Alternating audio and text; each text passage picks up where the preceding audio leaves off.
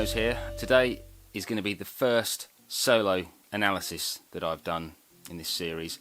I'm not looking at a whole solo, I'm just looking at the middle section of Larry Carlton's solo on Spiral by the Crusaders from the album Those Southern Nights. If you want to check it out, there'll be a link in the description to a YouTube clip of that tune. I've also done my own little mock-up of the section in the studio here, which I will play along to in a moment. So yeah, this is one of my favourite Larry Carlton solos actually. It's the first example of his playing that I ever knew, and I actually knew it before I even started playing guitar. So I probably heard it back in about 1986 or something. It kind of led me eventually into the realms of being a bit of a Carlton fan, like many guitar players, especially from my generation. So yeah, I'll play through the solo and then I'll pull it apart, well not the solo, but the section of the solo that we're dealing with, and I'll pull it apart and hopefully it'll give you some insight into what's going on within this performance.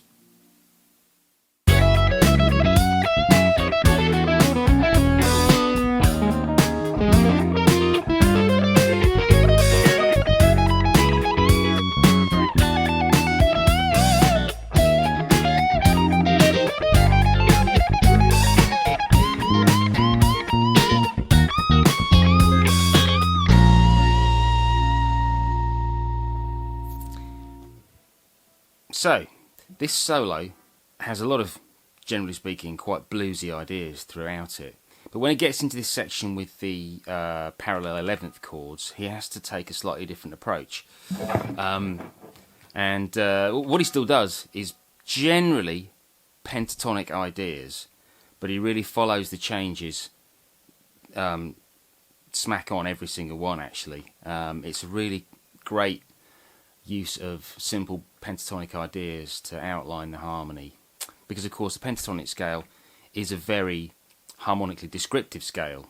If you take away the second and the sixth of a major pentatonic scale, you are left with a major triad. So the extra two notes just add colour to that already strong harmonic sound. Let's talk about the chords that we are playing over. So the first chord in this section is E over F sharp, or you could call it F sharp 11th. Sounds like this. Turn up the tone a bit so we can hear the notes.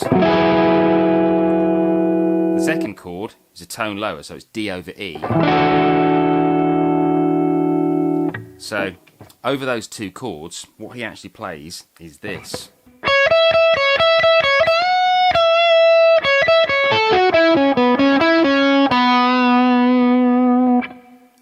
As we can see, those notes are A major pentatonic. He doesn't outline the scale so much until he hits the D over E chord. The first chord, E over F sharp, he's going between the C sharp and the E. Up to that F sharp there. So, what you're getting is, let's say, if you want to call this an F sharp 11th chord, he's playing between the 5th, the 7th with the root. Quite harmonically descriptive and quite pentatonic. When he moves down to the E 11th chord, he plays this A pentatonic line.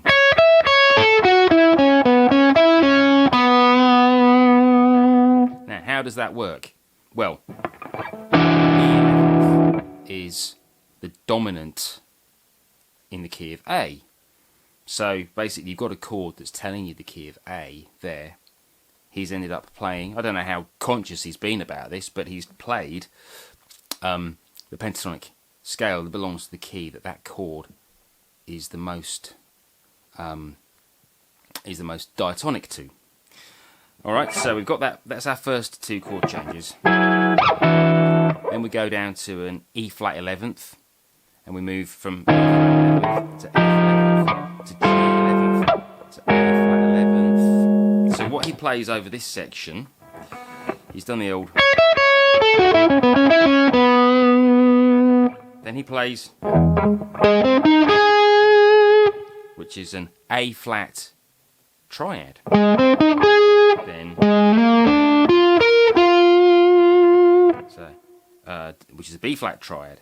So what he's doing, he's taking that same concept as we had before, where he's treating the chord that we're playing as the dominant of the key that we're in, and he's playing an arpeggio idea of the key that we're in. He plays A flat. He plays arpeggio,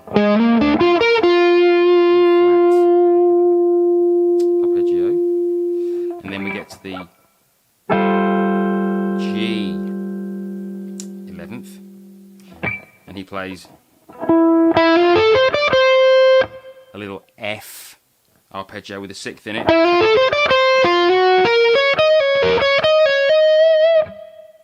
And that's a G flat arpeggio. So you've got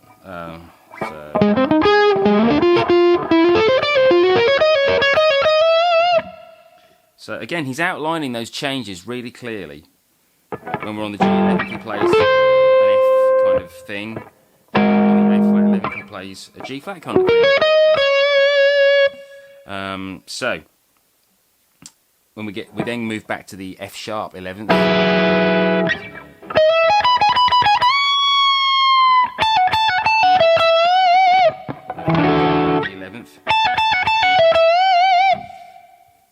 Kind of D major again. Then we go into playing arpeggio and pentatonic ideas, which are to do with the upper structure of the chord.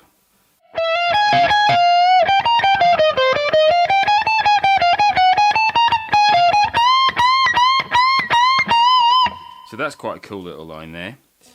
So some pretty cool ideas and concepts you can learn from dissecting what he actually plays over this solo. The ideas themselves are quite simple. He strings them together really nicely though. And I find this solo quite amazing. The kind of depth of musicality in it. I mean, he was only about 27 years old when he recorded this solo. It's the same year that he recorded the classic Steely Dan solos on Kid Charlemagne and Don't Take Me Alive. So I think he was probably really at his peak and really kind of match fit, as it were, for playing solos in the studio situation. I hope you enjoyed that little dissection of this part of this solo by Larry Carlton. Yeah, any comments, add below. And maybe if there's anything else you want to hear or see dissected, then let me know. Okay, enjoy.